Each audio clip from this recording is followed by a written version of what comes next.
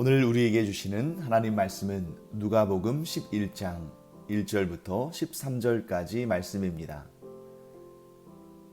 예수께서 한 곳에서 기도하시고 마치심에 제자 중 하나가 여짜오되 주여, 요한이 자기 제자들에게 기도를 가르친 것과 같이 우리에게도 가르쳐 주옵소서. 예수께서 이르시되 너희는 기도할 때에 이렇게 하라.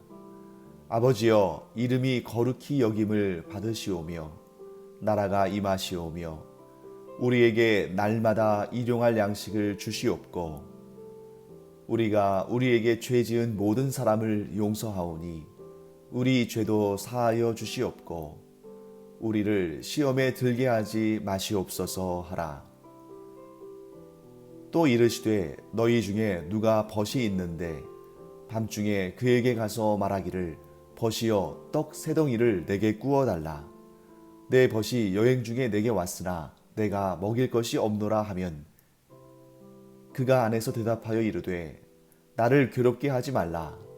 문이 이미 닫혔고 아이들이 나와 함께 침실에 누웠으니 일어나 내게 줄 수가 없노라 하겠느냐. 내가 너희에게 말하노니 비록 벗됨으로 인하여서는 일어나서 주지 아니할지라도 그 간청함을 인하여 일어나 그 요구대로 주리라. 내가 또 너희에게 이르노니 구하라, 그러면 너희에게 주실 것이요 찾으라, 그러면 찾아낼 것이요 문을 두드리라, 그러면 너희에게 열릴 것이니 구하는 이마다 받을 것이요 찾는 이는 찾아낼 것이요 두드리는 이에게는 열릴 것이니라. 너희 중에 아버지 된 자로서 누가 아들이 생선을 달라 하는데 생선 대신에 뱀을 주며 알을 달라 하는데 전갈을 주겠느냐. 너희가 악할지라도 좋은 것을 자식에게 줄 알거든 하물며 너희 하늘 아버지께서 구하는 자에게 성령을 주시지 않겠느냐 하시니라. 예수님께서 한 곳에서 기도하셨습니다. 예수님께는 이 기도라는 것이 억지로 누가 시켜서 하는 것이 아니라 일상의 삶이었습니다. 예수님께서 그 분주하신 중에 막 수많은 사람들이 병 고쳐주시기를 바라고 또 귀신을 쫓아내어 주시기를 바라고 말씀 듣기를 바라면서 구름대처럼 몰려드는 그런 분주한 가운데서도 예수님께서 힘을 잃지 않으셨던 그 비결이 바로 기도의 힘이었습니다. 사랑하는 성도 여러분, 그렇기 때문에 우리가 평소에도 늘 기도로 준비되어야 하지만 특히 이렇게 바쁠수록 또 힘들수록 더 주님을 의지해서 기도하면 하나님께서 새 힘과 넘치는 은혜를 부어주실 줄 믿습니다. 기도는 우리의 영적인 면에만 도움을 주는 것도 아니고 육적인 면에만 도움을 주는 것도 아니라 우리의 영육간의 모든 것에 있어서 힘을 주시고 도움을 주시고 능력을 주시고 은혜를 부어주시는 줄 믿습니다. 사도 바울도 이 원리를 깨달았는데 그래서 그는 이렇게 말하죠. 이 육체의 훈련, 곧 운동이죠. 이 운동도 약간의 유익이 있다. 어느 정도 유익이 있다. 그런데 경건의 훈련은 모든 일에 있어서 유익하다 하고 말하고 있습니다. 그래서 우리가 할 수 있는 이 경건의 훈련 가운데 대표적인 것이 바로 말씀을 듣고 그 말씀에 순종하며 사는 것, 그리고 기도하면서 하나님의 은혜를 얻는 것. 이 말씀과 기도가 우리의 삶에 있어서 이 경건의 훈련의 가장 중요한 요소들이죠. 그래서 우리가 이렇게 매일 예배를 드리는데 매일매일 찬송하고 기도하고 말씀 듣고 또 우리의 삶 가운데 그 말씀에 순종하며 삶으로 말미암아 우리의 영육간의 강건함이 임하고 또 우리의 모든 삶이 경건의 삶으로 아름답고 복되게 성장해 나가기를 간절히 축원합니다. 예수님께서 이제 기도를 마치시니까 제자 중에 한 명이 예수님께 와서 이렇게 요청을 했습니다. 주여, 요한이 자기 제자들에게 기도를 가르친 것과 같이 우리에게도 가르쳐 주옵소서. 여기에서 요한은 세례 요한이죠. 세례 요한에게도 많은 제자들이 있었는데 그 제자들에게 세례 요한이 어떻게 기도할지, 기도의 내용과 이런 것들을 가르쳐 준 것입니다. 제자가 스승에게 배우는 것은 당연한 일이죠. 그래서 세례 요한도 자기의 제자들에게 기도를 가르쳐 준 것처럼 예수님도 예수님의 제자들에게 기도에 대해서 가르쳐 주십니다. 이렇게 참 스승을 가지고 있다는 것은 참 귀한 일입니다. 내가 처음 걸어가 보는 그 길을 걸어갈 때 마치 이 캄캄한 정말 짙은 안개와 같은 길을 걸어갈 때 길을 잃어버리고 정말 엉뚱한 곳으로 가기가 쉽죠. 그때 나보다 먼저 살아본 사람, 나보다 먼저 그 길을 가본 사람, 그래서 나보다 먼저 살았다 해서 선생이기도 한 것 같아요.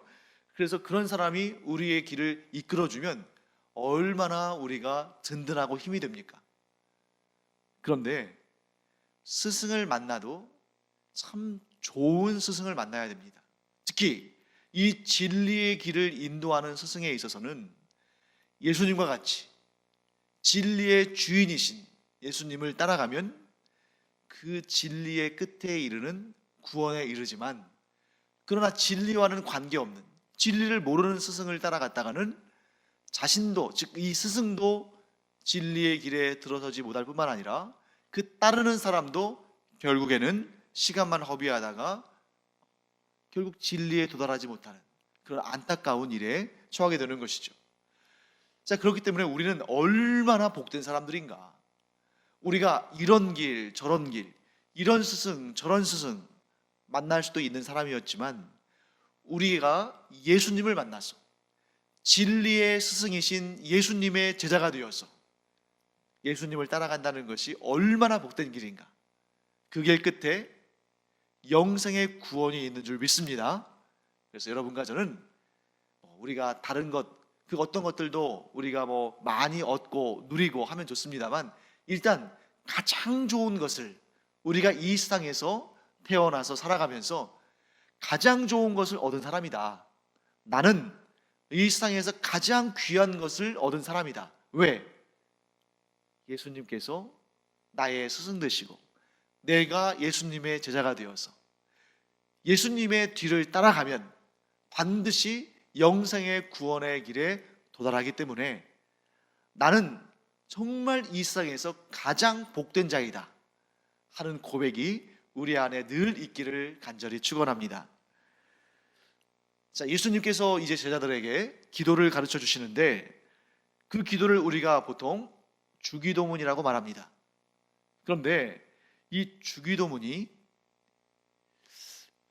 주기도문이라는 단어가 성경에는 나와 있지가 않아요. 그럼 왜 이런 이름을 갖게 되었나? 이제 아마도 주님께서 가르쳐 주신 기도해서 주기도문이라는 이름을 붙이게 된 것 같습니다. 전통적으로 그렇게 된 거죠. 그런데 이 주기도문이라는 이 기도문은 다른 이름으로도 불릴 수 있을 것 같아요.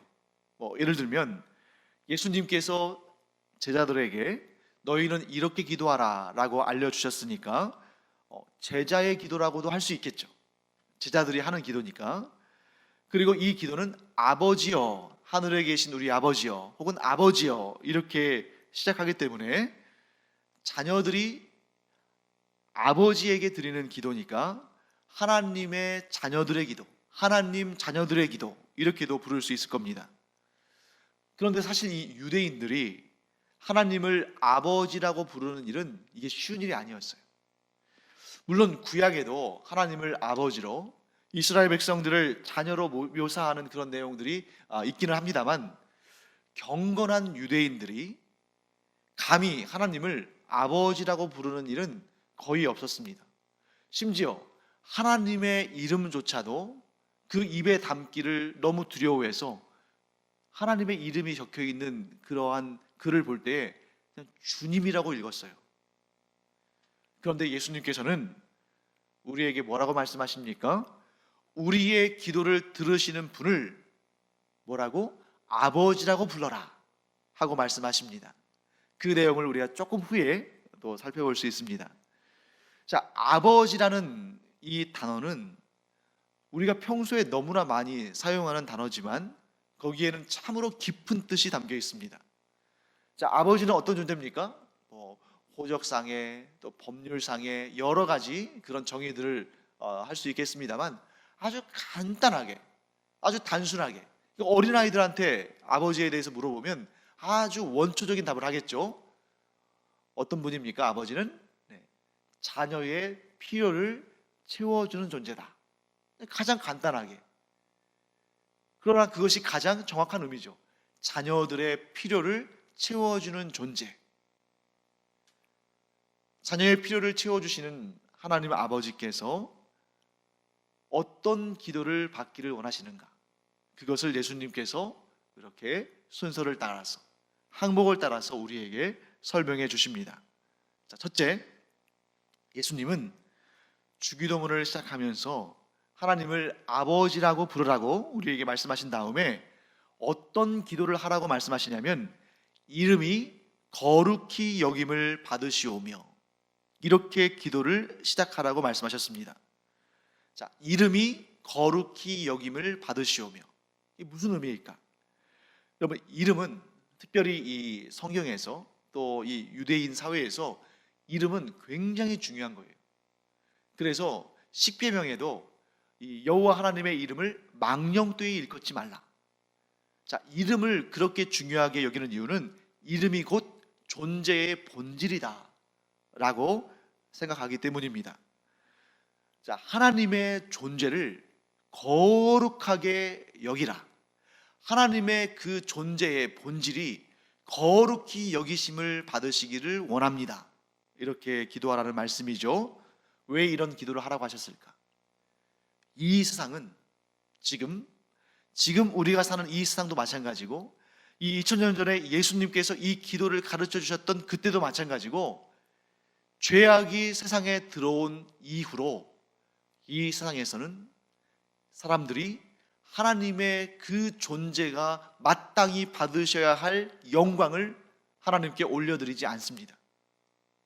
하나님께 올려드려야 할 그 거룩한 영광을 내가 취하거나 혹은 다른 존재에게 돌리거나 하면서 정작 그 거룩한 영광을 받으셔야 할 하나님께는 영광을 올려드리지 않는, 다른 말로 하면 하나님의 영광을, 하나님의 거룩하심을 도둑질하는 그런 시대를 우리가 살고 있다는 것입니다. 그러므로 하나님의 자녀들인 우리가 해야 할 가장 중요한 일은 아버지의 거룩함, 아버지의 영광, 아버지께서 마땅히 누리셔야 할 그 거룩한 영광을 다시금 아버지께 돌려드리는, 아버지께 다시 되찾아드리는 그 일이 우리가 해야 할 가장 중요한 일이다. 우리의 육신의 부모의 그 거룩함, 육신의 부모의 영광, 이런 것들이 있다 할지라도 우리가 그것을 누가 빼앗아 가면 가만히 있겠습니까? 하물며 온 우주를 창조하시고 모든 것의 주인 되시며 모든 거룩한 영광을 홀로 받으시기에 합당하신 하나님께 이 세상에 죄악된 사람들, 사탄의 권세 아래에 있는 자들이 그 거룩하신 영광을 도둑질했을 때 우리는 마땅히 그것을 되찾아서 하나님께 올려드려야 한다. 그 기도를 하는 것입니다. 하나님, 이 세상은 너무나 죄악되어서 하나님을 떠나서 하나님의 그 거룩하신 영광을 인정하지 않고 심지어 그것을 훔쳐서 자기 자신이 취하거나 혹은 우상에게 그것을 넘겨버렸는데, 하나님, 이 온 우주에 오직 하나님만이 그 영광스러운 거룩함을, 그 거룩한 영광스러움을 받으셔야 하는데 그 일이 이루어지기를 간절히 원합니다 하고 기도하는 것입니다. 자, 둘째, 예수님은 우리가 하나님의 나라가 이 땅에 임하도록 기도하라고 말씀하십니다. 이 일상에는 아직 사탄이 우리를 미혹하고 우리를 공격하고 있습니다. 죄와 사망의 권세를 가지고 사람들을 미혹하고 괴롭히고 이 세상에 수많은 문제들을 일으킵니다. 그래서 우리가 잘 보면 사람들 사이에 싸우고 다투는 일, 또 나라와 나라 사이에 전쟁이 일어나는 것, 심지어 사람들의 탐욕을 자극해서 이런저런 그러한 문제들이 모이고 모여서 이 생태계가 파괴되고 환경이 파괴되는 일.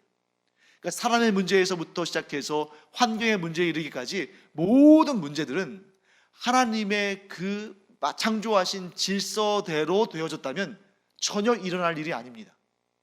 그런데 사탄이 사람의 죄성을 자극하고 미혹하고 죄와 사망의 권세를 가지고 이 세상을 혼란스럽게 하면서 이 많은 문제들이, 이 많은 죄악들이, 이 많은 사단들이 일어나게 된 것이죠. 그러면 우리는 이 세상이 평화롭고 안전하고 행복하고 복되기를 바랍니다. 그런데 시간이 지나면 지날수록 죄악은 더 포악해지고 더 강해지고 이 세상의 파괴는 더욱더 심해지고 있습니다. 우리가 사탄을 대적해서 사탄을 꺾을 수 있다면, 그러면 이런 문제들이 사라지겠죠. 우리가 죄와 사망의 권세를 압도하고 사탄의 그 괴계를 물리칠 수 있다면 이 세상에 사람의 문제든 환경의 문제든 다 극복할 수 있을 겁니다. 그런데 우리는 우리 각자의 힘으로는 감히 사탄과 대적할 수가 없죠. 그래서 우리는 이렇게 기도해야 합니다. 하나님, 지금 이 사탄이 망쳐놓은 이 세상에 하나님의 나라가 임해서 하나님의 주권이 펼쳐지기를 간절히 원합니다. 그러면 하나님께서 어떻게 응답하실까? 분명히 마지막 날, 최후의 심판 날에 사탄과 죄와 사망의 권세가 영원한 멸망의 심판을 받고 영원한 감옥에 갇히게 될 것입니다. 그런데 그 전까지는 어떡하냐 이거죠.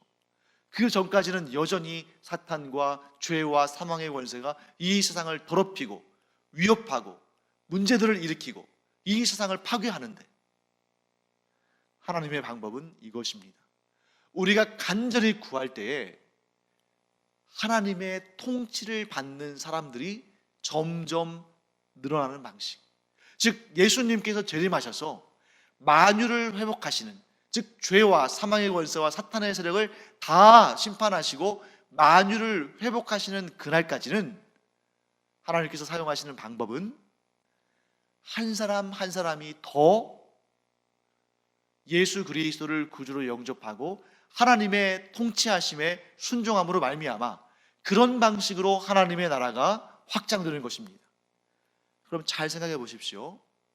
자, 이 70억의 인구 가운데 10억 명이 하나님의 통치에 순종하며 살다가 이 하나님의 나라가 확장되는 이 복음 전도의 사역으로 인해서 20억이, 30억이 하나님의 통치하심에 순종하며 산다면 그만큼 이 사회의 악은 줄어들 것입니다. 그것이 만일 70억 인구 모두가 다 하나님의 자녀가 되고 하나님의 통치하심에 순종한다면 이 땅은 하나님의 나라가 되겠죠. 그런데 그것은 사람의 숫자에만 해당하는 문제는 아닙니다. 또한 예수 그리스도를 구주로 영접하고 하나님의 자녀가 된 우리 자신이 우리 안에서도 하나님의 나라가 임하도록 기도해야 돼요. 지금은 우리가 반반일 수 있죠. 하나님의 통치에 순종하는 나의 자아가 반, 또 내 안에 있는 죄성이 사탄의 유혹에 넘어가서 나의 이기적인 마음으로 죄악을 쌓고 있는 삶이 또 반이 있을 수 있습니다. 그러나 우리가 하나님의 통치, 하나님의 나라가 이 땅에 임하시는 그 능력이 내 안에도 역사해서 내가 어제보다는 오늘, 오늘보다는 내일 더욱더 하나님의 통치에 순종하는 삶을 사는 그런 삶을 살도록 우리는 간구해야 합니다. 그러면 하나님의 나라가 확장되어서 이 땅에 진정한 평화와 평강이 임하게 될 것입니다. 셋째, 일용할 양식을 구하라고 말씀하십니다. 자, 이 일용할 양식에 대한 해석을 가지고 많은 학자들이 논쟁을 합니다.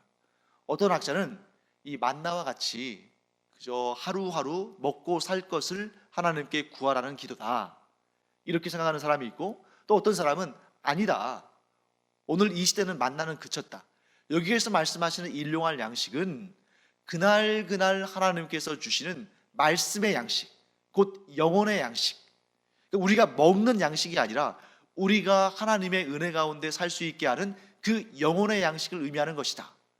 이렇게 다양한 그런 견해들이 있습니다. 어느 쪽을 선택해야 할까? 고민할 필요가 없습니다. 우리는 그 모든 것이 필요한 사람들입니다. 우리는 영의 양식도 필요하고 육의 양식도 필요합니다. 육신의 건강도 필요하고 또 물질적인 복도 필요합니다. 또 공부할 수 있는 지혜도 필요하고 또 좋은 직장으로 인도하시는 하나님의 그 인도하심도 필요합니다. 다 필요한 거예요. 그러므로 여기에서 일용할 양식을 구하라는 것은 욕심에 지나쳐서 하나님보다 더 사랑하는 것이 아닌 이상은 오직 하나님께서 주신 은혜라고 고백하는 것이고, 하나님께서 우리가 이것을 소유하는 것을 용납하시고 허락하시는 거라면 무엇이든 하나님께 구하면 하나님께서 주신다, 그런 기도를 의미하는 것입니다. 하나님은 우리에게 필요한 모든 것을 채워주신다. 우리가 구하지 않아도 주실 수도 있지만 우리가 구하면 우리가 그것을 하나님께로부터 받는 것을 알기 때문에 우리 안에 감사가 더 넘치는 것이죠. 자, 넷째, 죄 용서를 위해 기도하라.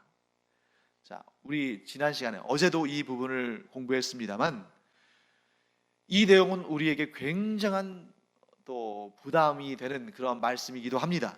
자, 예수님께서 이렇게 말씀하셨죠. 우리가 우리에게 죄 지은 모든 사람을 용서하오니 우리 죄도 사하여 주시옵고. 이 말씀 너무 어려운 말씀 아닙니까? 우리가 우리에게 죄 지은 모든 사람을 용서한다. 과연 이게 가능할까? 그리고 우리가 우리에게 죄 지은 모든 사람을 용서해야 하나님도 우리의 죄를 사하여 주시는가? 참 어려운 일이죠. 그런데 저는 이 기도를 우리가 이렇게 생각했으면 좋겠습니다. 물론 우리가 그렇게 하지 못하는 상태일 수 있어요. 지금 내 안에 나를 괴롭히는 어떤 사람에 대한 그러한 어려운 마음, 좀 미워하는 마음, 좀 정죄하는 마음이 있어서 아직은 그 사람을 용서하지 못하겠다, 그런 마음 품을 수 있습니다. 우리 사람이기 때문에. 그러나 그 가운데서도 예수님께서 이 말씀을 하실 때에는 우리의 궁극의 목적이 무엇이냐, 우리의 죄 용서의 궁극적인 목표가 무엇이냐 하는 것을 말씀하시는 것입니다. 즉 우리는 거룩한 하나님의 자녀가 되어야 되지만 아직은 우리가 볼 때에 이 성화의 단계의 아주 초입 단계, 아주 미진한 기초적인 단계에 있을 수 있죠. 하지만 우리의 궁극적인 목표는 예수 그리스도를 닮은 온전한 장성한 그리스도인이 되는 것입니다. 이 죄 용서의 기도도 마찬가지입니다. 아직 내가 충분히 성화되지 못하고 충분히 그리스도인의 장성한 분량까지 성장하지 못해서 아직도 나에게 죄 지은 사람, 아직도 나에게 해를 입힌 사람을 온전히 다 용서하지 못할 수 있습니다. 그러나 꼭 기억하십시오. 우리가 언제까지나 그런 상태에 머물러 있을 수는 없습니다. 우리가 언제까지나 그 어머니의 젖을 먹는 그런 어린 단계에 그쳐서는 안 됩니다. 지금은 비록 힘들다 할지라도 예수님 안에 거하면서 성령님의 도우심을 간절히 구하면서 우리는 그 궁극적인 지점에, 그 궁극적인 목표점에 도달해야 합니다. 그게 무엇입니까? 우리가 우리에게 죄 지은 모든 사람을 용서하는 단계, 그 목표에 이르기까지 우리는 노력해야 됩니다. 그러면 하나님께서 우리가 비록 아직 우리에게 죄 지은 모든 사람을 다 용서하지는 못했다 할지라도 그 치열한 노력, 우리의 그 치열한 그런 영적인 싸움을 보시면서 우리를 격려하시고 우리를 칭찬하실 것입니다. 다음에 마지막 5번째, 시험에 들지 않도록 기도해야 한다. 시험에 들지 않도록 해주시기를 기도한다. 이겁니다. 자, 시험에 들지 않도록 하나님께서 나를 지켜주시고 보호하시기를 구해야 합니다. 그 얘기는 뭐냐면 이 기도는 아무나 할 수 있는 기도가 아니라 내 자신의 연약함을 알고 고백하는 자들이 하는 기도죠. 그러니까 내가 시험에 얼마든지 넘어갈 수 있는 존재라는 것을 솔직히 시인하는 사람은 이런 기도를 합니다. 그런데 교만한 사람은 이런 기도 안 하죠. 나 정도면 얼마든지 저런 시험은 이겨낼 수 있어. 그렇지 않아요. 항상 사탄은 우리의 머리끝에서 우리를 가지고 놀려고 합니다. 왜? 우리가 어떤 생각, 어떤 반응을 보일지 잘 알거든요. 그때 우리가 사탄과 1대1로 대결했다가는 그 사탄의 간교함에 넘어갈 수밖에 없죠. 그러니까 우리는 어떻게 해야 합니까? 하나님, 저는 시험에 쓰러지고 넘어지기 쉬운 사람입니다. 저는 연약한 사람입니다. 그러므로 하나님께 간절히 구합니다. 하나님, 저를 지켜주시고 보호하시고 도와주셔서 사탄의 악한 시험에 걸려 넘어지지 않게 하여 주시옵소서. 이 겸손한 기도를 우리가 늘 하기 바랍니다. 하나님 앞에서 교만하지 아니하고 사탄 앞에서 교만하지 아니하고 하나님 앞에서는 항상 겸손하며 사탄 앞에서는 담대한 우리가 되기를 간절히 축원합니다. 우리가 힘이 있어서 사탄 앞에 담대한 것이 아닙니다. 하나님께서 나를 도우시기 때문에 겸손한 담대함으로 사탄을 대적하는, 시험을 대적하는 우리가 되기를 간절히 축원합니다. 자, 그리고 오늘은 조금 길어졌네요. 이 주기도문 내용을 하다 보니까 한 가지만 더 살펴보겠습니다. 기도에 대한 내용이 나왔죠. 예수님은 기도를 들으시는 하나님의 성품에 대해서 말씀하십니다. 하나님은 우리에게 구하고 찾고 문을 두드리는 일을 허락하셨습니다. 그래서 너희가 구하면 주겠다. 너희가 찾으면 찾게 해주겠다. 너희가 문을 두드리면 내가 문을 열고 너희들의 요청을 듣고 베풀어 주겠다 하고 말씀하십니다. 예를 하나 들어보겠습니다. 한 나라에 왕이 있습니다. 그런데 그 왕이 그 나라의 백성들에게 너희가 언제든지 원하는 것이 있으면 궁궐로 찾아와서 문을 두드려라. 그러면 내가 너희들을 맞이하고 너희들에게 원통한 일이 있으면 들어주고 너희들에게 필요한 것이 있으면 베풀어 주겠다. 이렇게 말했다고 한번 생각해 보세요. 예를 들어서 그 나라의 백성 가운데 정말 그 말을 고지곧대로 듣고 궁궐에 가서 문을 두드리고 왕을 만나겠다는 사람이 얼마나 있겠습니까? 아마 거의 없을 거예요. 있다 할지라도 아마 5손가락 안에 꼽힐 정도일 겁니다. 사람 왕은 그렇습니다. 하지만 하나님은 우리의 모든 기도를 들으시고 우리의 세미한 그런 신음까지도 들으시며 응답하시는 분이세요. 왜? 부모의 마음을 가지고 계시기 때문에. 인간 부모도 자기 자녀에게 좋은 것 주기를 원하는데 하물며 전능하신 하나님, 우리를 지극히 사랑하시는 하나님은 우리의 모든 것을 헤아려 아시고 우리가 기도할 때 베풀어 주십니다. 그런데 아무거나 주시는 것이 아니라 좋은 것을, 가장 좋은 것을 주십니다. 때로는 하나님 보시기에 가장 좋은 것과 내가 판단하기에 가장 좋은 것이 달라서 내가 하나님의 응답을 받지 못한 것으로 착각할 때가 있지만, 그러나 내가 아무리 지혜롭고 내가 아무리 내 자신을 잘 안다 할지라도 우리에게 가장 좋은 것을 아시는 분은 하나님이시지 내가 아닙니다.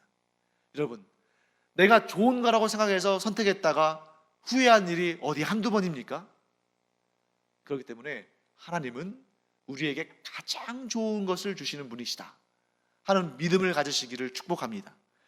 그런데 13절 말씀에 이렇게 말씀하시죠. 너희가 악할지라도 좋은 것을 자식에게 줄 줄 알거든 하물며 너희 하늘 아버지께서 구하는 자에게 성령을 주시지 않겠느냐 하시니라. 갑자기 예수님께서 이렇게 말씀하시죠. 가장 좋은 것을 주시는 하나님께서 우리에게 뭘 주신다고요? 성령을 주신다. 왜 성령이 하나님께서 우리에게 주시는 가장 좋은 선물일까? 그것은 이렇습니다. 성령은 우리가 알지 못하는 것까지도 다 아시고 우리의 탄식까지도 다 아시는 분이셔요. 그러니까 우리가 우리 안에 왜 이러한 슬픔이 있는지, 왜 이런 고통이 있는지, 왜 이런 문제가 있는지 우리도 잘 모르는 일들이 있는데 성령께서는 우리 안에 있는 그 이유를 모를 탄식까지도 다 아시고 그것을 해결하는 그러한 일을 행하신다는 것입니다. 그래서 우리가 우리 자신임에도 불구하고 우리 스스로도 알지 못하는 우리의 연약한 부분들까지 성령께서 탄식하시면서 우리의 부족한 부분들을 채우시고 우리의 연약한 부분들을 강하게 하시고 우리의 잘못된 부분들을 고쳐가시는 그런 일을 행하신다. 그리고 우리가 잘 몰라서 미처 구하지 못하는 것까지도 성령께서 하나님께 구하신다. 그렇기 때문에 성령이 우리 안에 있는 것보다 더 귀하고 더 복된 선물은 없는 것입니다. 사랑하는 성도 여러분, 오늘 기도할 때는 특별히 성령의 임재와 성령의 도우심을 구하는, 그래서 성령께서 늘 우리 안에 계시면서 늘 충만하시면서 늘 우리를 도우시는 그 위대한 역사를 경험하는 우리 모두가 되기를 간절히 축원합니다. 기도하겠습니다. 하나님은 구하면 주시고 찾으면 찾게 하시고 문을 두드리면 열어주시면서 우리에게 가장 좋은 것을 주시는 분이심을 이 시간 믿음으로 고백합니다. 또한 우리에게 성령을 주셔서 우리의 모든 것을 우리가 알지 못하는 것까지도 복되게 하시는 그 놀라운 은혜를 저희들이 참으로 감사하며 영광과 찬양을 하나님께 올려드립니다. 성령께서 늘 우리와 함께 하시며 가장 복된 길로 저희를 인도하여 주시옵소서. 감사드리며 예수님의 이름으로 축복하며 기도합니다. 아멘.